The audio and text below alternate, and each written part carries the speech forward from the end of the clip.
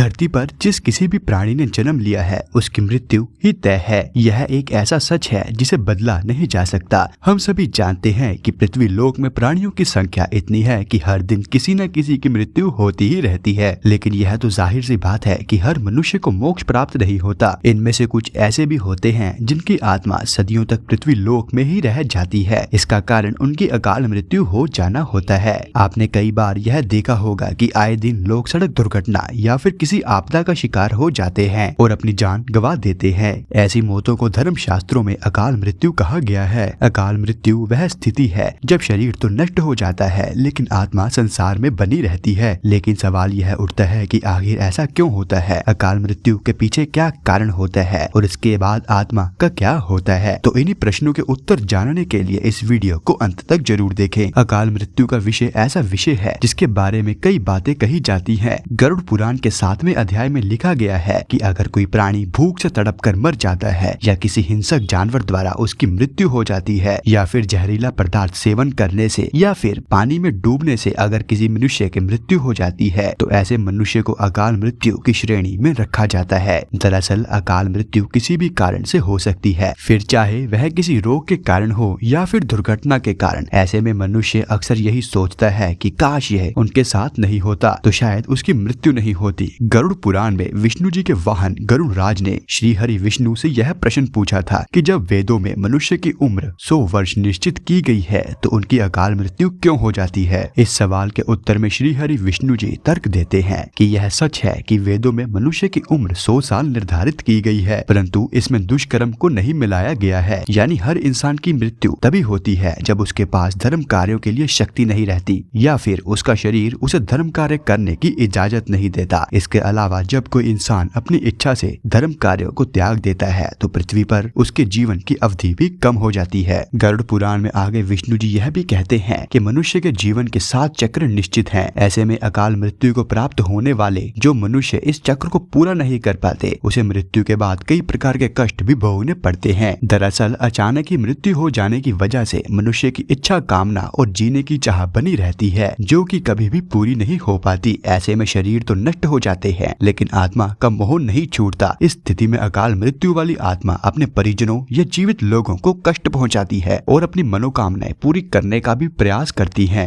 गरुड़ पुराण में बताया गया है कि प्राकृतिक मौत से मरने वाले मनुष्य को 3, 10, 13 या फिर 40 दिन में दूसरा शरीर प्राप्त हो जाता है, जबकि अकाल मृत्यु में व्यक्ति भूत, प्रेत, पिशाच, ब्रह्म राक्षस, बेताल और छत्रपाल योनि में भटकता रहता है। उनकी आत्मा को आसानी से शांति नहीं मिलती। आपको बता दें कि अकाल मृत्यु में आत्महत्या को सबसे निचले दर्जे पर रखा जाता है। ग्रंथों की दृष्टि में यह एक घिनौना कार्य है। भगवान विष्णु जी ने गरुड़ पुराण में इसे ईश्वर का निरादर और अपमान कहा है। वह कहते हैं कि आत्महत्या करने वाले मनुष्य की आत्मा पृथ्वी लोक पर तब तक भटकती रहती है जब तक कि वह प्रकृति द्वारा निर्धारित अपने जीवन चक्र को पूरा नहीं कर लेते। ऐसी आत्मा को ना तो नर्क लोक में जगह मिलती है न ही स्वर्ग लोक में। ऐसी आत्मा को मरने के बाद भी सबसे कष्टदायी स्थिति से गुजरना पड़ता है। यह आत्माएं अपनी तमाम इच्छाओं की पूर्ति के लिए अंधकार में तब तक भटकती रहती है जब तक कि उनका जीवन चक्र पूरा नहीं हो जाता। आत्महत्या करने वाली आत्माओं के कष्ट को तो नहीं कम किया जा सकता, लेकिन गरुड़ पुराण में अकाल मृत्यु को प्राप्त मनुष्य की आत्मा की शांति के लिए कई मार्ग बताए गए हैं। गरुड़ पुराण में भगवान विष्णु बताते हैं कि अकाल मृत्यु पाए व्यक्ति के परिजनों को नदी या तालाब में तर्पण करना चाहिए। साथ ही मृत आत्मा की इच्छा पूर्ति के लिए पिंड दान और दान पुण्य जैसे सत्कर्म करने चाहिए ताकि उनकी आत्मा को जल्द ही मुक्ति मिल सके। यह सत्कर्म कम से कम 3 से 4 वर्षों तक करने चाहिए, तब जाकर कहीं अकाल मृत आत्मा को मुक्ति मिल पाती है और उनके नए जीवन की शुरुआत होती है। तो मित्रों, यह था आज का हमारा वीडियो। अगर आपको यह वीडियो थोड़ा सा भी पसंद आया है तो वीडियो को लाइक और चैनल को सब्सक्राइब करना ना भूलें। और यह वीडियो देखने के लिए आपका धन्यवाद।